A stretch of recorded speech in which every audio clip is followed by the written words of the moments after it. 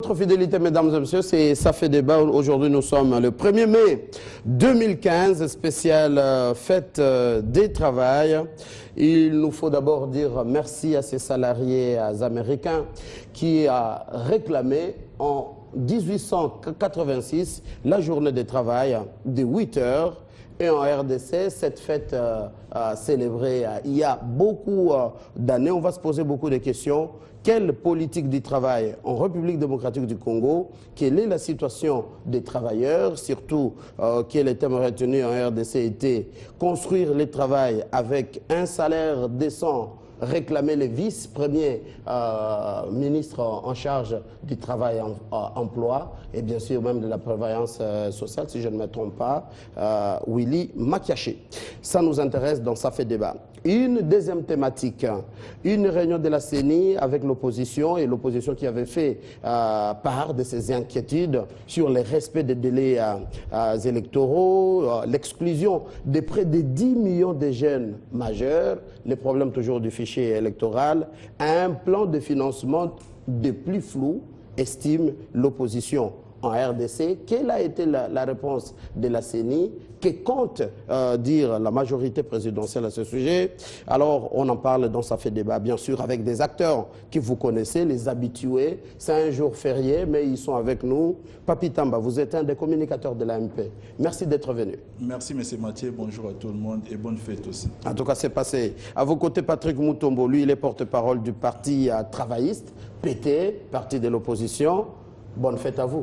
Merci pareillement et nous disons bonne fête à tous qui nous suivent à partir de leur maison. En tout cas, on dirait que c'est votre fête, parti des travaillistes. Okay. Oui, Laurent Onyemba, vous êtes un acteur politique indépendant, vous êtes juriste de votre État. Merci également d'être venu. Merci Mathieu. Chaque fois que vous avez besoin de moi, eh bien, je suis au rendez-vous. En tout cas, et bonne fête à vous tous qui êtes en train de nous suivre, les milliers de travailleurs en RDC, en Afrique et dans le monde. Alors, la situation du travail en République démocratique du Congo, parti travailliste.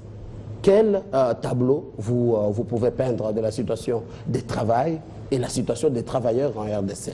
Mathieu, nous pensons, nous, partis travaillistes, qu'à ces jours, la célébration de cette fête de travail ne vaut pas son pesant d'or en RDC, d'autant plus que plus de 90% de la population, des populations congolaises sont en chômage.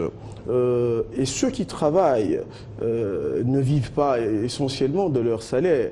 Alors de ce fait, nous pensons qu'à ces jours, nous ne célébrons pas cette fête de travail, mais plutôt nous sommes en train de réfléchir autour de cette thématique pour voir comment est-ce qu'on peut sauver le pays de ce chaos.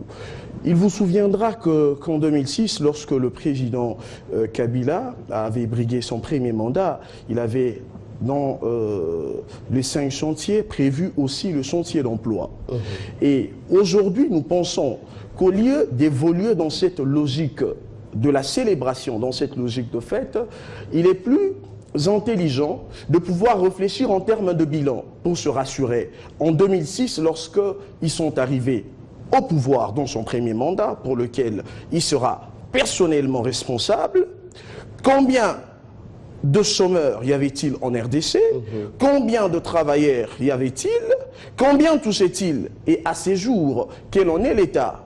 Nous pensons que à ces jours, avec le cataclysme, avec ce niveau de chômage qui ne fait que s'étendre dans la République, on ne peut pas fêter aujourd'hui la fête du travail. Mais c'est plutôt pour nous l'occasion de réfléchir pour voir comment est-ce que le chômage a engendré le phénomène Katakata, le phénomène Kuluna, le phénomène mendicité que nous retrouvons aujourd'hui en ville. Vous ne pouvez pas faire 2 pas sans rencontrer un chômeur aussi. Il vous souviendra, Mathieu, qu'en 1800, les Américains, les travailleurs américains qui célébraient le travail, ils ont célébré ce travail parce qu'il y avait un certain nombre de choses qu'ils revendiquaient, notamment un salaire noble, le traitement. Cependant, aujourd'hui en RDC, pouvons-nous dire que ces travailleurs, parlons d'abord de ce faible pourcentage de ceux qui travaillent, gagnent-ils un salaire qui peut leur permettre de nouer le 2 bouts du mois? Non. Est-ce qu'ils sont sécurisés sur le plan social? Non. Donc, en une phrase, le Parti travailliste et l'ensemble du peuple congolais, nous ne sommes pas en train de célébrer la fête du travail, mais nous constatons avec beaucoup de chagrin comment est-ce que le pouvoir en place a emmené le chômage, le phénomène Kuluna, le phénomène Katakata et la mendicité qui bat le plein en RDC. Un moment pour vous des réflexions, vous venez de le dire. Alors, Papi Tamba, on charge les pouvoirs en place. Vous n'êtes pas, vous êtes un des communicateurs de la MP. Il faut un peu clarifier les choses. Quelle est, selon vous, la situation actuellement du travail, tout en reconnaissant quand même qu'il y a eu quelques emplois, bien sûr, temporaires ou des emplois créés en RDC. Quel état vous faites? Merci, M. Mathieu. Je découvre notre jeune frère. C'est la première fois pour moi de débattre avec lui. Il Patrick entre Mutombo dans la longue liste des marchands des malheurs du peuple congolais qui ne viennent pas répondre aux questions qu'on leur pose, mais qui viennent régler des comptes pour des choses dont ils n'ont aucune maîtrise aussi. C'est ce qui est lamentable. S'il n'y a qu'un travailleur en République démocratique du Congo, il a droit de fêter les premiers mai. C'est la fête des travailleurs. S'ils sont deux, ils peuvent aussi les fêter. En venant ici, je vis quelques manifestations à gauche et à droite où je vis des travailleurs célébrer leur fête. Quand vous sortez de Télé 50, j'ai encore vu une troupe à côté. Ça, c'est vrai. Célébrer leur fête. Sur les plateaux, il y a un acteur politique de dernière heure ou de première heure, tout dépendra de savoir combien de temps son parti va perdurer, qui vient dire à ces travailleurs qui fêtent que non, voilà, nous vous disons de ne pas fêter. Une dictature d'esprit. Nous vous disons tout simplement que nous qui arrivons, au moment où nous ne savons même pas comment nous pourrions, ne serait-ce que porter votre cause au niveau provincial, pour commencer par voie des députés au niveau provincial, je ne sais pas quel est ce niveau-là. Déjà, nous avons la prétention de vous définir des directions. Vous êtes en train de dire que c'est un discours propagandiste avant les élections provinciales? Non, populiste. Populiste. Très populiste. Très populiste, et c'est un discours qui ne peut être émis que, comme je l'ai dit, c'est une jeunesse qui arrive et qui essaie de suivre les pas de certains qui ont laissé des traces. Mais c'est Mathieu, dans notre pays, nous devons avoir pour habitude de prendre la RDC comme élément de comparaison, elle-même. Nous nous poserons des questions de savoir ce qu'a été la RDC d'hier et ce qu'est la RDC aujourd'hui. Il y a une réalité psychologique dans n'importe quel État qui essaie de booster la création d'emplois. Cette réalité psychologique, c'est l'espoir et la confiance qui doivent être instaurés concomitamment pour permettre l'afflux tout simplement des investissements dans plusieurs secteurs. Maintenant, je vais en arriver. En 2001, dans ces pays, en 2001, nous avions le désespoir quand nous parlions du Congo. En 2015, aujourd'hui, nous parlons de l'espoir quand nous parlons du Congo. Et cet espoir essaie déjà de se définir par rapport à un grand nombre de réalisations. Je dis bien un grand nombre de réalisations. Ce qui est palpable et visible. Lorsque Orange peut venir s'installer ici, ainsi que plusieurs autres entreprises, lorsque nous voyons un certain nombre de choses se faire au niveau du gouvernement, ne serait-ce que pour la régularité des paies des fonctionnaires, un certain nombre de choses, tout cela montre que l'espoir est là et qu'aujourd'hui est mieux qu'hier. Voilà le discours de la vérité. Maintenant, c'est pour autant dire que les choses sont déjà suffisamment faites, nous disons encore non. Mais nous disons qu'avec cet espoir et ces chemins tracés, nous allons vers des jours meilleurs. Donc c'est là que les travailleurs doivent tout simplement se réjouir de savoir que la RDC de 2015 est un Congo debout. Mais une question à vous. Quand le vice-premier ministre Willy Makiashi parle de construire le travail avec un salaire décent, il rêve, une utopie, où on peut se dire, il y a un chronogramme précis, on s'est dit, à l'horizon de 2030, c'est possible. Vous savez, les salaires n'est pas tellement un élément très indicateur, pour la simple et bonne raison, c'est qu'il faut commencer par savoir ce que ça peut représenter par rapport au coût de la vie. C'est vrai. Les efforts qui sont entrepris aujourd'hui, c'est de baisser le coût de la vie. Voilà les efforts qui sont entrepris. Si le coût de la vie est baissé, le salaire aura un sens. Lorsqu'aujourd'hui, c'était avant-hier, je parlais avec une maman. qui me dit que voilà, nous avons été, je ne vais pas citer ça encore, ici à Télé 50 pour ne pas faire la pub, mais juste avons trouvé que les maïs viennent de baisser sensiblement des prix. La maman me dit, voilà, nous achetons 10 écolos, hein, c'est les termes qu'ils utilisent, à 7 000 ou 8 000 francs congolais, alors qu'ils devaient acheter ça 3 fois plus. Je les tiens de cette maman-là. Ça veut seulement dire quand, ne serait-ce que pour ces produits précis. Avec les premières retombées du parc agroalimentaire de Bukangalonjo, il y a déjà cet effet qui baisse les coûts de la vie. Maintenant, il faudrait qu'il puisse y avoir plusieurs éléments d'entraînement pour que nous puissions sentir sensiblement les coûts de la vie baisser. Et ça, c'est dans le cadre de la vision du chef de l'État sur la révolution de la modernité, où non pas seulement qu'il y a une vision, un leadership, mais il y a aussi des programmes, il y a aussi des réalisations qui sont en train de suivre les cours des chemins. Voilà au moins pourquoi je vais finir par dire bonne fête à tous les travailleurs congolais, puisqu'on n'a même pas besoin de les souhaiter, ils sont déjà en train de fêter. Un point de vue de Papi Tamba. Laurent Onyemba, vous êtes un acteur politique indépendant sur ces plateaux. Apparemment, les acteurs politiques en RDC, les officiels, évitent de nous parler en chiffres quand on parle de travail, emploi en RDC. Les Congolais ne travaillent pas. Si un ou deux travaillent, ils doivent quand même fêter. Nuance, Papi, Tamba. Vous, personnellement, quel bilan vous faites? Quel état, d'ailleurs, de travail en RDC? Merci, cher ami Mathieu. Je suis un chrétien. De mon passé séminaristal, j'ai appris une réflexion biblique. On dit celui qui ne travaille pas, qui ne mange pas non plus. Là, voilà. Eh bien, si je plante le décor de par cette approche, vous comprendrez pourquoi il y a la misère chez nous et les conditions du social sont toujours au rouge. Je rappelle ici que le chef d'État Joseph Kabila l'a toujours dit. Il a même consacré toute une année, comme quoi c'est une année du social. Est-ce qu'aujourd'hui, honnêtement, devant les caméras de Télé 50, en face du monde, on peut être de l'opposition, de la majorité ou de la société civile? Peut-on dire que le bilan du social du Congolais est positif? Eh bien, c'est un rendez-vous, c'est un questionnement. Je veux ici faire le bilan d'abord de la politique gouvernementale et le bilan des acteurs. Je ne peux pas méconnaître moi Onyemba, humblement. Je ne suis pas matatiste, je ne suis pas kabiliste, mais j'estime qu'il y a des efforts qui sont fournis. Très importants. Des gens comme Matata nous ont amené une autre dynamique en disant qu'on peut aller au travail et faire 8 heures de travail. Mathieu, on ne l'oubliera jamais. On a connu des années dans ce pays où on n'a jamais connu quelqu'un qui nous amène au bureau à 6 heures, 7 heures, 8 heures et qui t'attend, il travaille. D'autres témoignent, il dépasse même 8 heures. Mais c'est ce qu'il faut mettre dans l'actif du Premier ministre Matata. Deux, le peu d'argent qu'on trouve. On a vu les comptables soulever des immeubles. Mais avec la bancarisation, qui est une dynamique moderne, eh bien, le travailleur a compris qu'on peut être sur les chemins. C'est donc, autant on peut retenir pour Matata, autant on peut retenir pour Willy Matiachi, qui donne l'impulsion aujourd'hui qu'il faut un travail décent pour les Congolais. Autant on peut le retenir, par exemple, pour, je ne vais pas le citer, Agnès Madou, je ne sais pas moi, de l'INSS. Il y a des efforts qu'on voit visiblement quant justement à l'humanisation du salaire et de la situation du Congolais. Mais au-delà de ça, on ne résout pas la problématique de l'État par des humeurs des individus. On résout la problématique de l'État par une politique générale quant à l'emploi. Et là, c'est un fiasco ultra supra-transcendant. Ça veut dire quoi?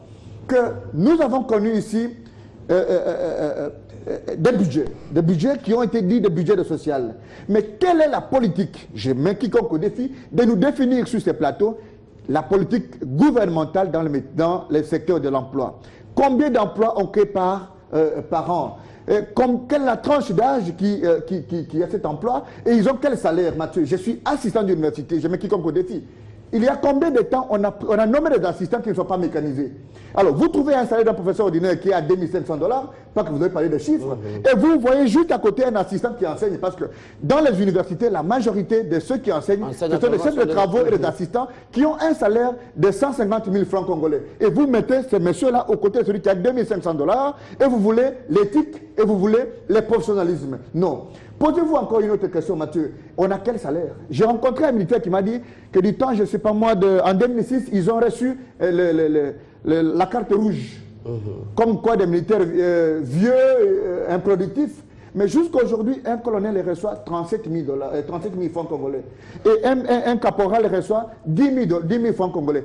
Comment vous voulez vous poser la question sur la criminalité qu'il y a dans la ville alors que ces gens ont des armes avec eux? Non. Regardez encore dans d'autres secteurs. Vous pouvez aller à la DGDA, les quelques entreprises qui fonctionnent dans ces pays, qui ne le sait pas. C'est la DGDA, sans publicité. C'est l'OGFREM, c'est la DGDRAD, c'est l'INSS, c'est l'FPI. Et vous trouvez un receveur qui est à Kasumbalé, ça construit un immeuble à Matongue ou à Kasavubu. Mais vous trouvez dans d'autres entreprises, un directeur ne sait pas nouer le début du mois. Non. Quelle est la politique salariale?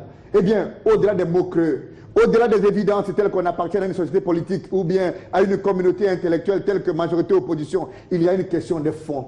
Est-ce qu'on veut du Congolais? Est-ce qu'on veut du travail? Alors la question, c'est à vous. Est-ce possible, comme l'a dit Willy Makiachi, de construire le travail en RDC avec un salaire de ça? Il y a une possibilité. Il faut les états des lieux. Mais je ne veux pas les états des lieux comme on le fait. Je salue le travail qui s'est fait aujourd'hui. Comme la publicité des ministres qui fait Je salue le travail qui s'est fait aujourd'hui, par exemple, avec Alexis Tambemamba, qui fait les états des lieux de la justice. Ça veut dire sans gants. On sait que désormais le magistrat est corrompu. On sait qu'il n'a pas de bonnes conditions. On sait que le magistrat congolais devient carrément fait de l'avocat. Ça suffit de le dire ou de prendre non, de le dire déjà. Dans ces conditions-là, c'est déjà beaucoup. Mais alors, dans le secteur de l'emploi, il faut les états des lieux, Mathieu. Vous savez combien il y en a de licenciés? On a des universités. Vous voulez de l'éthique politique, vous voulez de l'éthique sociale. Mais combien de Congolais qui ont des licences, qui n'ont pas de travail? Vous trouvez normal que quelqu'un qui a fait des universités, qui a été à l'université de Kinshasa, qui est licencié en droit, qui passe tout le temps, je termine par là, qui passe 5 ans en train de chercher, parce qu'il faut y nuancer. Les chercheurs d'emploi, les chômeurs, c'est deux choses différentes. C'est des concepts qu'il faut nuancer. Et il n'a pas de travail. Et vous voulez compter sur ces messieurs-là pour qu'ils fassent quoi? Apparemment, vous êtes en train de dire qu'on parle de travail en RDC, mais il n'y a aucune politique. Je dis qu'il n'y a aucune politique. Il y a des individualités, comme je l'ai souligné avec le Willy Makiachi, à l'INSS et ailleurs. On encourage les gens, mais il ne faut pas tomber dans les jeux de mots comme les gens le font aujourd'hui, au état des lieux de l'industrie, au consommation congolais, alors que soi-même, on est incapable même de soutenir... non, ne soyez pas contre. Je dis ceci, on est incapable même de soutenir l'événement de Toseka, comme disait notre ami Fabien Lumbala. Et les Gourous viennent faire leur beau temps ici.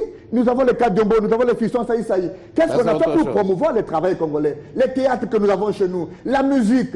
Eh bien, on s'occupe uniquement des vestes, des salons. Bref, c'est une politique de ventre. Eh bien, avec cette politique de ventre, on ne peut pas inventer la roue. D'accord, Laurent. D'accord, Laurent. On va revenir avec vous, bien sûr, parce que c'est vraiment intéressant. Patrick Mutombo, vous devriez réagir sur ce que disait Papi Tamba. Pour vous, aucune politique mise en place? Exactement. Mathieu, je voudrais ici rappeler à mon compatriote Tamba, pour qu'il sache au moins que le contrat qu'il y a entre les populations congolaises et le gouvernement en place, c'est un contrat social. Ça va. Si réellement le président Kabila a été élu, il a un gouvernement, c'est pour servir ces populations pour lesquelles il a été élu. Et dans le contrat social, c'est un contrat de résultat. Ça veut dire, dans un contrat de résultat, on n'a pas besoin d'entendre dire qu'on a construit telle route, on a construit tel ceci, il y a autant de personnes, mais tout ce que l'on veut savoir, c'est de l'exactitude. Dire, par exemple, que lorsque nous sommes venus au pouvoir en 2006, il y avait autant de chômeurs. En 2012, en 2011, il y a eu la réduction de temps de chômeurs et aujourd'hui, voilà vers où nous allons.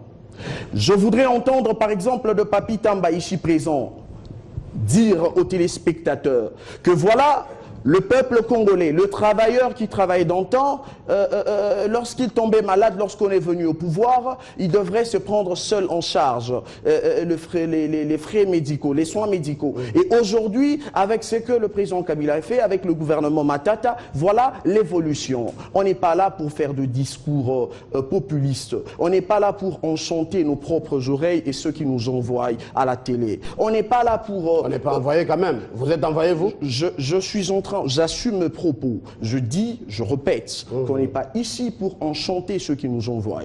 Non. On est là pour faire des analyses de manière objective.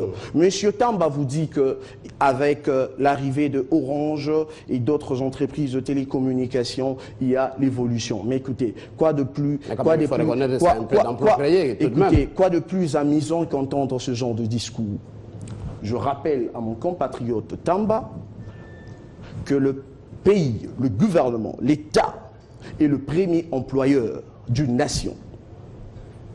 Lorsque vous arrivez en France, vous arrivez aux États-Unis, vous arrivez en Belgique et d'autres pays développés, vous n'entendrez jamais ce genre de discours parce que je suppose que Tamba ici représente le gouvernement. Pourtant, les mêmes entreprises presque. On ne peut pas.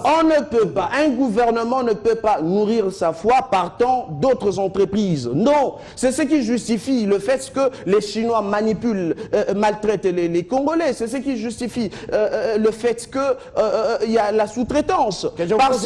Parce que, s'il vous plaît, parce que l'État n'est pas responsable. Moi, j'aurais préféré que Tamba, ici présent, nous dise que voilà, avec BSECO, la structure de Matata, on a pu amoindrir le taux de chômage. Ah, c'est pas la structure de Matata. Il a juste été initié par Matata. Ah, voilà, initié par Matata, c'est ce que je voudrais dire simplement. J'aurais préféré qu'on parle avec d'exactitude. Aussi, M. Tamba pense que lorsque on tient un discours qui s'oppose à celui du pouvoir, on devient ennemi de la nation. Je rappelle à M. Tamba ici que je suis tout près de ce peuple. Certainement, lorsqu'ils roulent dans le véhicule climatisé, lorsqu'ils sont très loin de ces populations, nous sommes avec eux, nous parlons avec eux. Tous les présidents de vos partis roulent dans le véhicule climatisé.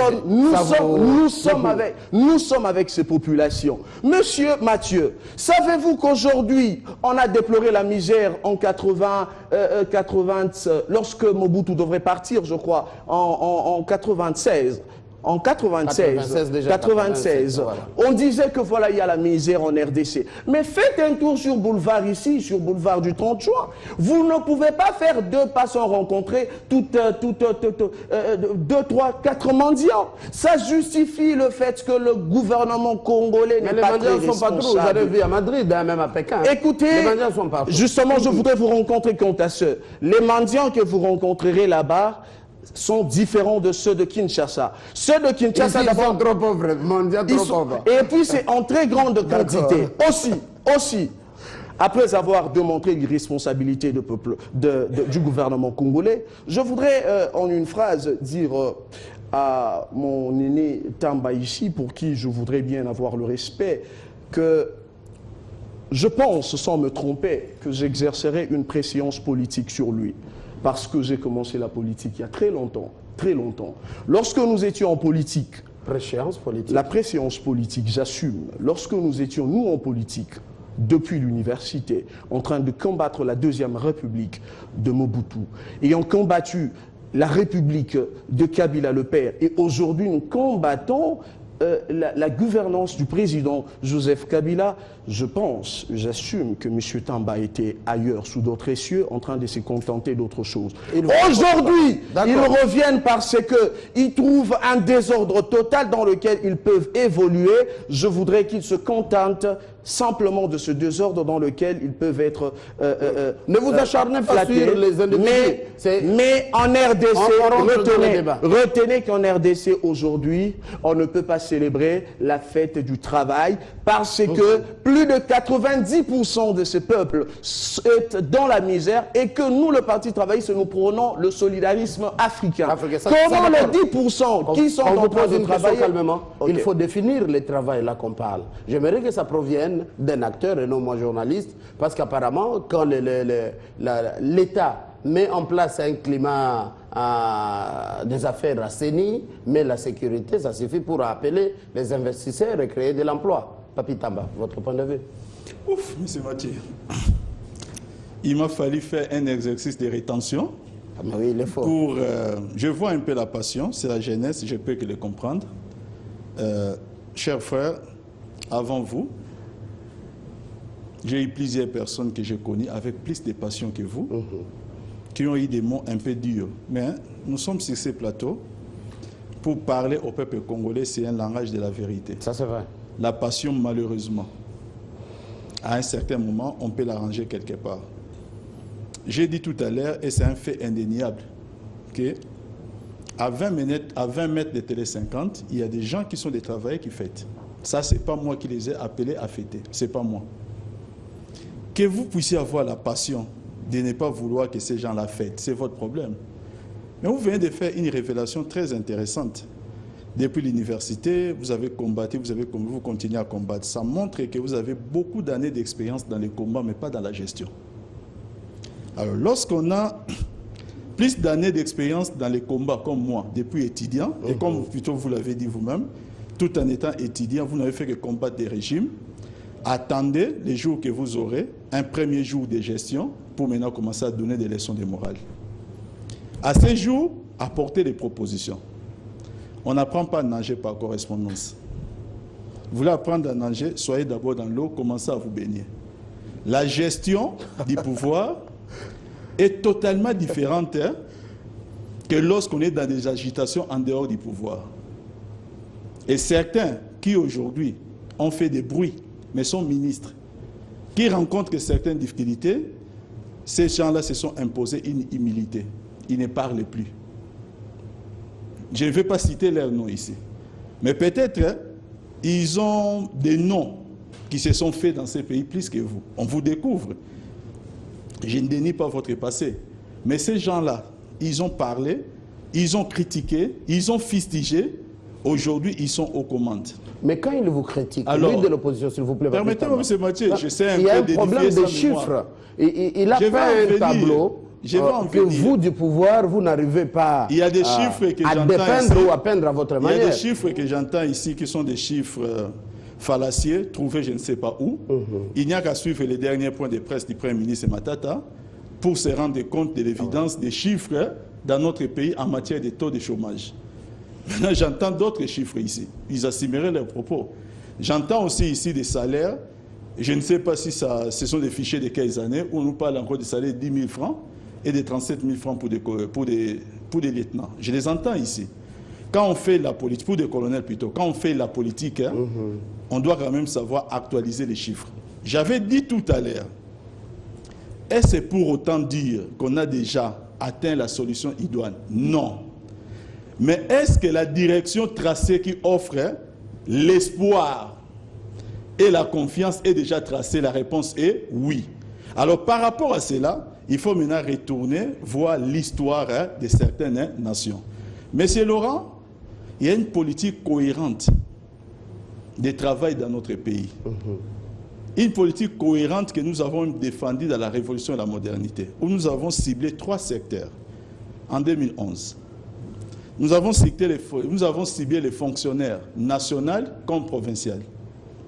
Nous avons ciblé les gens qui travaillent dans l'économie informelle. Et vous savez que ces gens-là représentent 80% du chiffre de ce que nous pourrions appeler comme activité économique marchande. Et nous avons ciblé, M. Laurent, les paysans. Aujourd'hui, si vous regardez dans ces différents secteurs, les efforts sont entrepris. Au-delà même du plan opérationnel qui a été mis en place, il y a même des mécanismes de cadrage qui fait qu'avec les investissements directs étrangers, nous sommes en train de booster ces différents secteurs. Maintenant, c'est clair que lorsqu'on est dans sa propre passion, on veut faire de la politique non pas en suivant ce que l'autre dit, mais on veut faire la politique avec des sensations de ce qu'on pense. On dira toujours ce qu'on pense. La révolution de la modernité a mis en place une politique cohérente en cette matière. Et je peux aujourd'hui vous le dire, et vous avez bien fait, de définir vous-même un tableau pour dire qu'il y a un début de réalisation. Les débuts de réalisation dans notre pays montrent tout simplement qu'il y a encore quelques années et aujourd'hui, la République démocratique du Congo en matière de travail est en train d'évoluer. C'est dans ces pays, M. Mathieu, que nous avons connu des gens, et ça c'était sous mon époque, je ne veux pas dire cette année, mais c'était à l'époque où nous étions parmi les gens qui avons marché contre le président Mobutu en 92 en tant qu'étudiant. Ça, c'est vrai. Alors, il y a quelqu'un ici sur le tableau qui a maintenant l'art de divination. En 92, on dira s'il était où. Alors, je voulais juste dire ceci, que pendant ce temps-là, quand nous devions encore combattre le président Mobutu, nous avons connu des gens, lorsqu'on a atteint l'hyperinflation avec un taux de 10 000% dans ces pays, où vous touchez un salaire en tant que fonctionnaire au niveau du ministère des Affaires étrangères, vous prenez les transports, vous achetez une bouteille de bière et vous n'avez plus rien. C'est pourquoi je vous avais dit, nous l'avons connu dans ces pays, pas ailleurs. Lorsqu'aujourd'hui, on essaye de fournir des efforts pour baisser les coûts de la vie, comme je l'avais dit, pour que les salaires ainsi versés, bien qu'encore insignifiants, je suis le premier à les dire et à les reconnaître, mais puissent représenter au moins quelque chose par rapport à ce qu'ils représentaient par le passé. N'importe quel mathématicien vous dira que ce n'est pas une soustraction, c'est de l'addition. Maintenant qu'on vienne avec du sensationnel, commencer à cibler les gens sur les plateaux, faire voir sa jeunesse dans la politique, non, c'est-à-dire... On s'attaque ça. Je ne suis pas d'attaquer, j'essaie tout simplement de répondre. Parce que, M. Mathieu, permettez-moi de finir par là. Moi, je parle d'un parti politique comme le PPRD, qui a plusieurs expériences, et plusieurs années d'expérience plutôt au niveau de la gestion. Bonne ou mauvaise, sans vous taquiner comme journaliste. Nous avons l'expérience. Il y a des gens qui n'ont pas encore géré une avenir. Il faudrait qu'ils sachent d'abord comment on gère une avenir pour faire des leçons de morale. Ça d'accord, ça d'accord. Et surtout que j'ai retenu de vous, on n'apprend pas à nager par correspondance. Ça, je l'ai dit. On passe à la deuxième thématique. Mathieu, je voulais réagir. Ah, on y va. C'est très important que nous puissions retenir ici. En une minute S'il vous avant plaît, la Mathieu, deuxième ce n'est pas une thématique. minute. Je suis dans la fourchette du temps parce que tout le monde a parlé 2 fois. Et donc, je parle la deuxième fois comme tous les autres. 2 minutes. Et donc, 2 minutes, je dis ceci, qu'on n'a pas besoin d'évoquer l'âge quand on parle de la chose de l'État.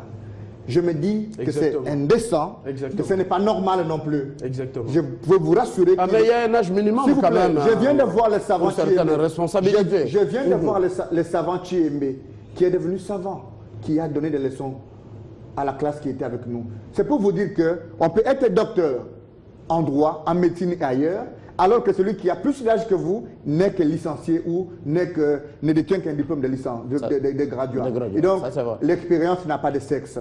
Deuxième chose, j'ai entendu ici les gens évoquer les chiffres. Je dis, cher papi, allez vérifier aux forces armées, il y a des militaires qui ont des jetons rouges. Posez la question, ils ont combien? Nous sommes sur un plateau de télévision. S'il vous plaît. Je réagis, s'il te plaît. On ne va pas parler de l'emploi en parlant de militaires. Non, non, Mathieu, ce n'est pas l'exemple. Parlons de l'emploi, normal. Je réponds. Et on doit vraiment un peu d'honneur et de respect à ces gens. Je réponds en disant, Mathieu, j'ai évoqué ici des débats qui ne sont pas des débats politiciens.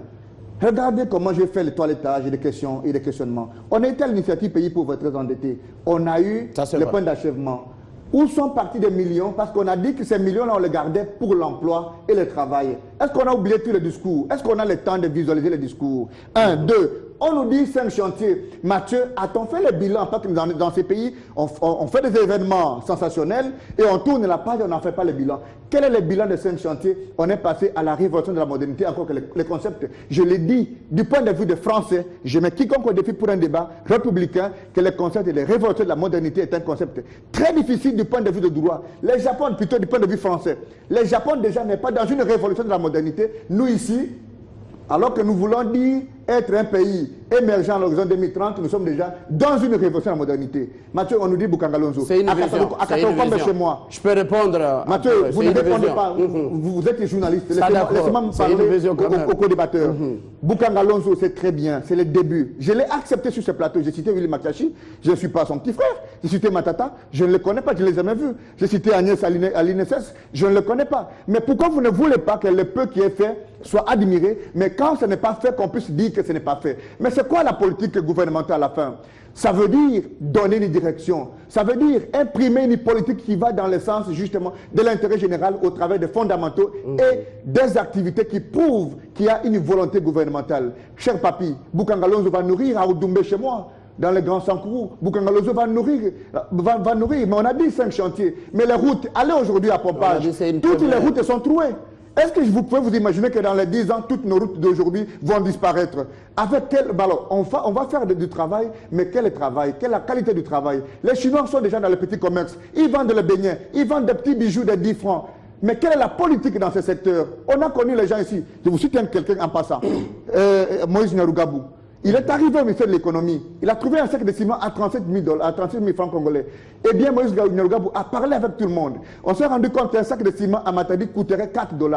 Il a discuté avec ces gens. On a ramené un sac de ciment à 10 $ après 2 semaines de prise de fonction.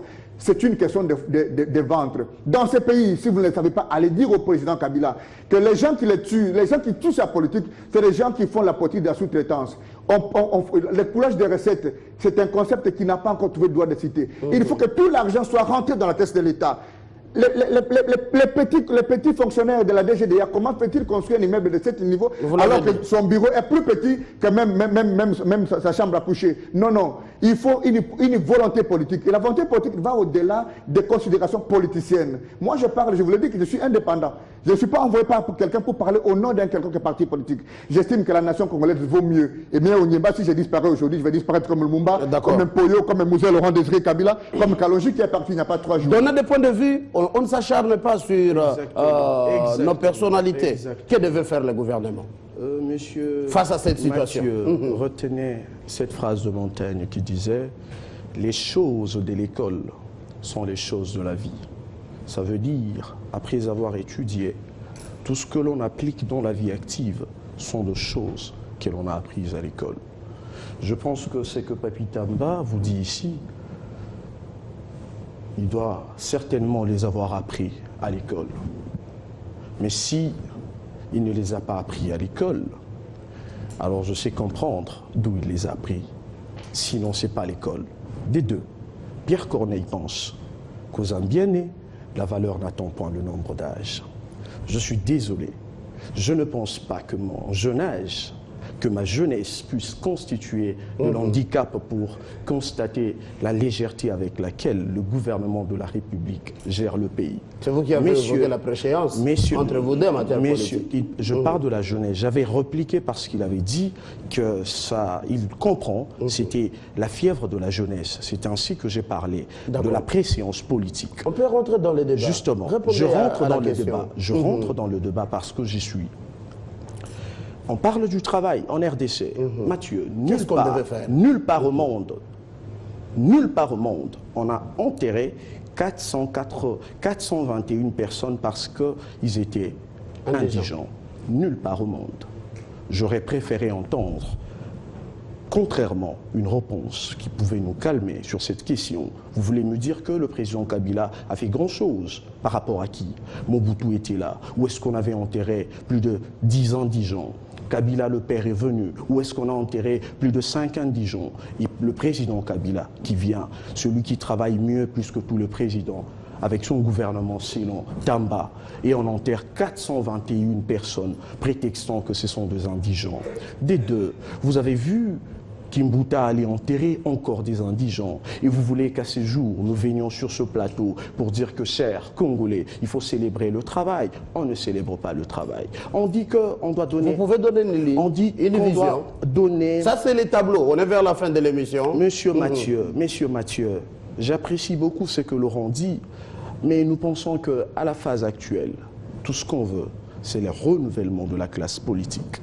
Le président Kabila et son gouvernement, nous ne pensons pas qu'à ce jour, ils peuvent faire pour moins de 20 mois qu'il leur reste, ce qu'ils n'ont pas pu faire dans plus de pratiquement 10 ans qu'il a. La seule proposition qu'il y a, c'est le renouvellement de la classe politique. D'accord, Patrick Mutombo. Ah, d'accord. Papi Tamba, qu'est-ce qu'on devrait faire? Même si vous dites qu'il y a un début de réalisation, Mutombo est formel, en 20 mois qui vous restent, vous ne pouvez pas faire ce que vous n'avez pas pu faire en 14 ans. Libre à lui. C'est l'expression de sa propre liberté. Malheureusement, ce n'est pas lui qui décide. Des procès injustes, je pense que nous devons les arrêter dans ce pays.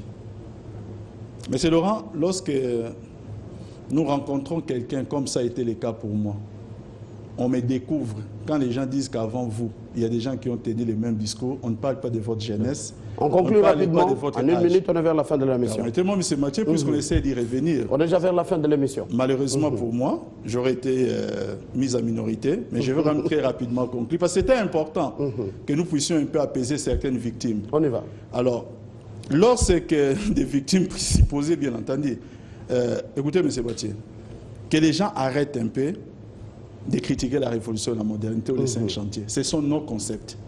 Nous faisons des choses par rapport à ça, que le peuple appréciera ou pas, mais que les gens nous disent quels sont leurs concepts, quel est leur plan, quels sont leurs différents plans, puisqu'ils sont plusieurs, des reconstructions pour ce pays. Voilà. Ça sera un autre débat. C'est le langage de la facilité, qui est de venir toujours dire que voilà ce que vous aviez fait, que vous aurez pu faire, voilà, mais sans dire aux gens, voilà ce que nous pourrions faire. Mon jeune frère Patrick, quand je dis ici qu'il y a des gens qui avaient un discours plus dur avant vous et qu'aujourd'hui sont au gouvernement et Laurent les critique ici sur les plateaux, ce n'est pas une insulte. Mais ce n'est que la vérité que tous les Congolais qui me suivent le savent. Mais en quoi est-ce que vous prenez vous maintenant comme propriétaire de la population congolaise? C'est base de quoi?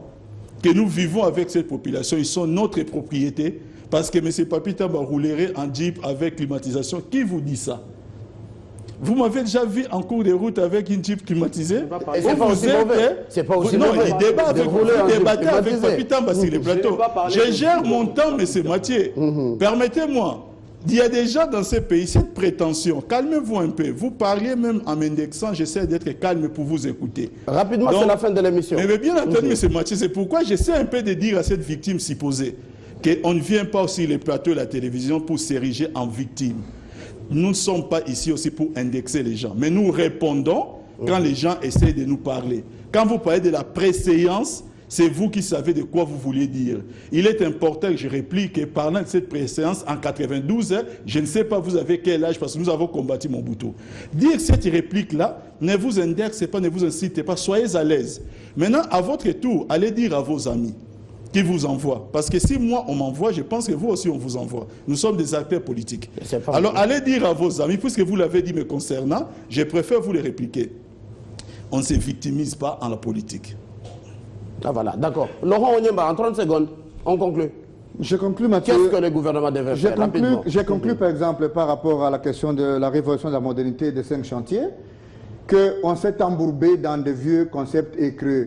On pouvait, par exemple, je l'ai déjà dit sur ce plateau, qu'il suffit uniquement qu'une route quitte Kinshasa, qu'elle se termine au Maniema. Une bonne route. Il suffit qu'une autre route quitte la province orientale et qu'elle se termine au Katanga, eh bien, le Congo bouge. Voilà un plan. Parce que nous parlons des idées. Au lieu de croire qu'en réflexionnant une route qui est à Kinshasa, on résout la question de celui qui est à Béni, on se trompe, ce sont des chapeaux de bonnes intentions. Le travail, oui, il faut une politique. Je dis, Willy Makachi a donné le ton. Il venait d'arriver au gouvernement, il a donné le ton, c'est un vœu, un travail décent pour un Congolais. Mais ça ne suffit pas. Il faut une politique générale. Et la politique générale ne vient pas d'un jeu de hasard. Je suis heureux qu'aujourd'hui vous me laissez parler. Parce que vous avez déchanté, cher ami Papi. Il faut à la fin, des Congolais sérieux. On arrête de tricher avec le peu d'argent des contribuables. Et je pense que le chef de l'État devra être le seul comptable. Et s'il a encore le temps, dans les 20 mois qui lui restent, Joseph Kabila doit sanctionner durement des ministres en prison, des ADG.